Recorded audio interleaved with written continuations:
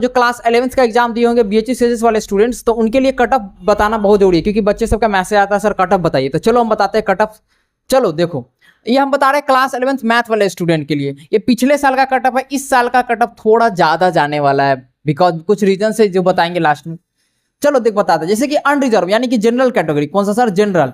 तो general category में अगर पिछले बार कोई बच्चा 77 क्वेश्चन सही किया था, यानी 231 मार्क्स लाया था, तो उसका जो है कट ऑफ क्लियर हो गया था। लेकिन इस बार 80 जाएगा, कम से कम तुम 80 क्वेश्चन सही किया होगा, यानी तुम्हारा मार्क्स 231 से 240 के बीच में अगर फॉल कर रहा होगा, या 240 भी होगा आ रहा होगा, इसके बीच में आ रहा होगा, तो तुम्हारा कट ऑफ क्लियर है। 80 क्वेश्चन अगर सही करके आए होगे तो। 80 के बारे में बात करें तो 65 क्वेश्चन पिछले बार सही किया था, तो उसका मार्क्स गया था 195, तो कट ऑफ क्लियर हो गया था। इस बार जो है 68 क्वेश्चन कम से कम तुम्हारा सही होना चाहिए, यानी कि कम से कम 204 मार्क्स होना चाहिए, या 204 और 195 के बीच में होना चाहिए। ध्यान में रखेंगे 204 और 195 के बीच में होना चाहिए।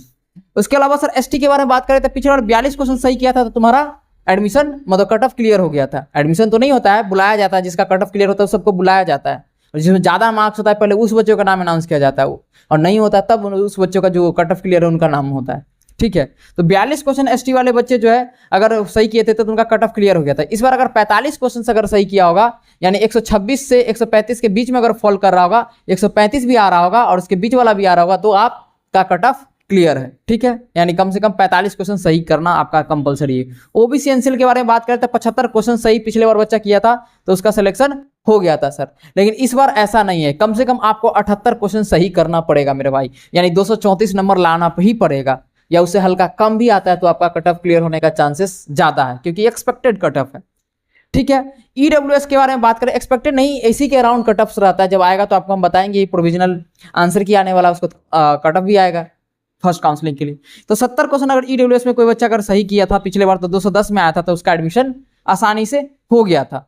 इस बार अगर 73 क्वेश्चन सही करेगा, यानी कि 219 मार्क्स लाएगा, या 210 219 के बीच में भी लाएगा, तो उसका कट ऑफ क्लियर हो जाएगा।